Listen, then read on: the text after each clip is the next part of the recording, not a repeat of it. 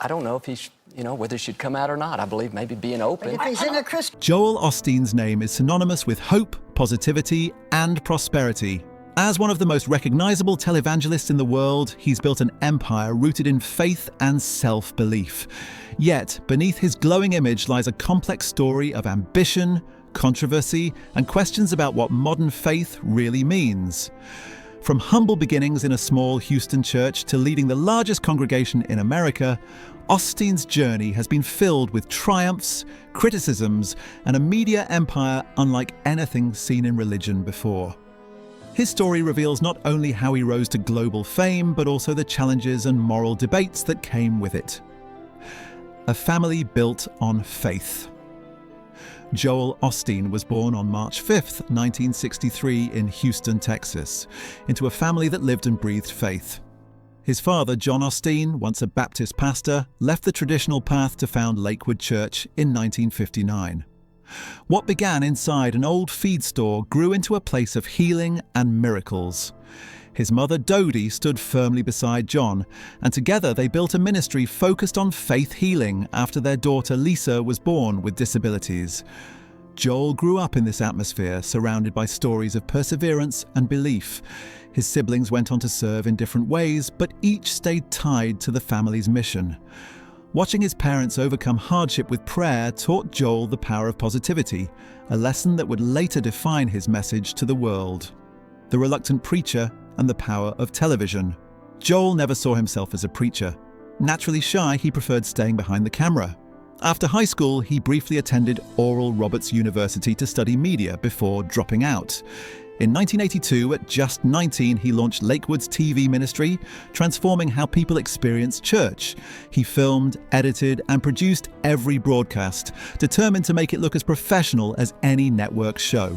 For nearly 2 decades, he shaped Lakewood's image from behind the scenes, helping his father reach millions.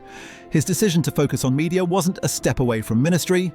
It was his unique way of spreading faith. Without realizing it, he was laying the foundation for his own rise.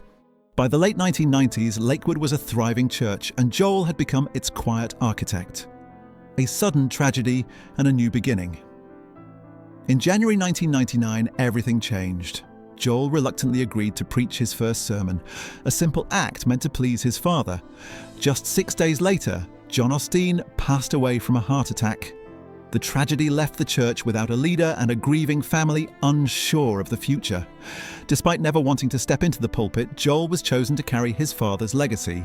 He became Lakewood's senior pastor in June 1999. Lacking formal training but armed with experience and sincerity, he connected instantly with people. His calm delivery, positive tone, and relatable stories made him stand out. Under Joel's leadership, Lakewood's membership skyrocketed from 6,000 to over 30,000 within 5 years. His unexpected rise turned him from a quiet producer into one of America's most influential pastors almost overnight. The making of a megachurch empire. By 2003, Lakewood Church was growing too fast for its original building. Joel made a bold move, leasing Houston's former NBA arena, the Compact Center. The $95 million renovation transformed the sports complex into a modern church complete with media studios, classrooms, and elegant interiors. When it reopened in 2005, every one of the 16,000 seats was filled. Lakewood wasn't just a church anymore, it was an experience. The televised services reached over 10 million viewers in more than 100 countries. Joel's messages of gratitude and self-worth drew in people who had never attended church before. His approach was unconventional. He avoided topics like sin and judgment, choosing instead to focus on hope and encouragement. To many, that made him a breath of fresh air. To others, it was the beginning of a dangerous dilution of faith. The best-selling author and the rise of prosperity, preaching. In 2004, Joel released Your Best Life. Now a book that captured his philosophy of faith-driven success. It sold over 4 million copies and stayed on the New York Times bestseller list for nearly 4 years.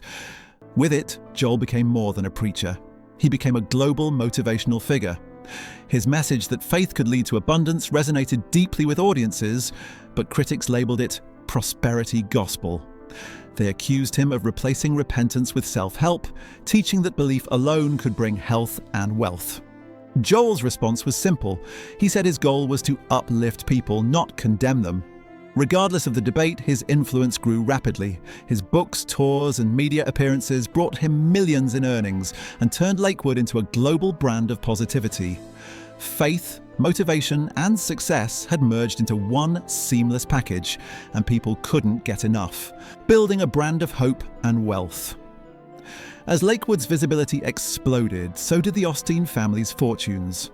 Joel stopped taking a salary from the church in 2005, but his book, royalties, merchandise, and speaking fees built an estimated $100 million net worth. His Night of Hope tours filled arenas worldwide, with tickets priced like concerts.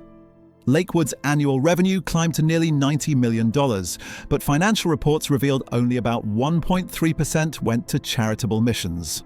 The rest supported the church's massive operations and media productions. To critics, this imbalance highlighted a moral gap between the church's message and its spending.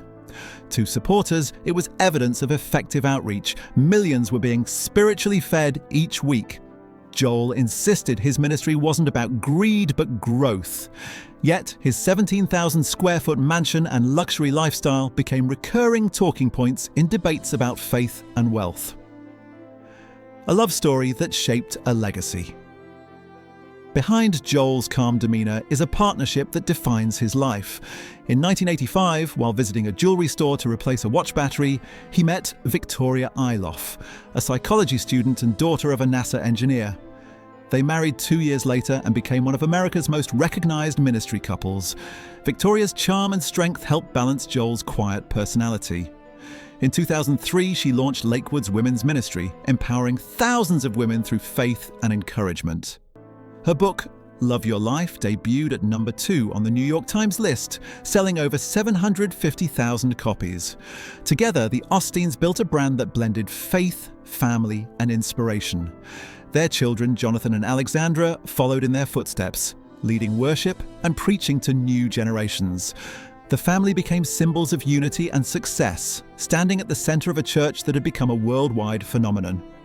Faith, criticism, and the cotton candy gospel, Joel's message has drawn both admiration and skepticism. His teachings, focused on positivity, success, and God's blessings, are part of the Word of Faith movement. Supporters say his words inspire people to rise above hardship. Critics argue he preaches Christianity without the cross. Theologians accuse him of softening doctrine, avoiding repentance, and promising material gain instead of spiritual growth. Scholar Michael Horton once called his message, "Cotton candy gospel, sweet but not nourishing."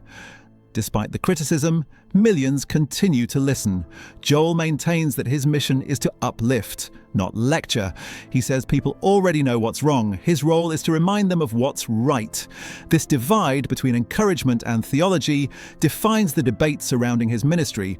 To his fans, he's a beacon of light. To his detractors, a salesman of faith. Either way, Joel Osteen remains one of the most talked about pastors in the world. Controversies. That shook the church. Lakewood Church's size and influence have often drawn scrutiny. During the COVID-19 pandemic, the church accepted a $4.4 million federal Paycheck Protection Program loan meant for small organizations. Many were outraged, questioning why a $90 million church led by a multimillionaire needed taxpayer help. Under pressure, Lakewood later repaid the loan, insisting Joel and Victoria received none of it. Still, the incident damaged their image. Around the same time, reports revealed that only a tiny portion of the church's budget went to charity compared to its massive spending on production and marketing. Then came a 2011 lawsuit by the band The American Dollar, claiming Lakewood used their song without permission. Though minor in scale, it symbolized a larger issue, the blurred line between ministry and business. These events reminded the world that even the biggest names in faith aren't immune to public judgment or human flaws. The dual legacy of Joel Osteen. Joel Osteen's journey from a quiet cameraman to one of the world's most famous pastors is extraordinary. His rise represents the power of positivity, faith, and media. but it also raises hard questions about money, authenticity, and what modern Christianity has become. To millions, Joel is proof that belief can change lives. To critics, he's a reflection of a faith that's lost its substance in pursuit of success.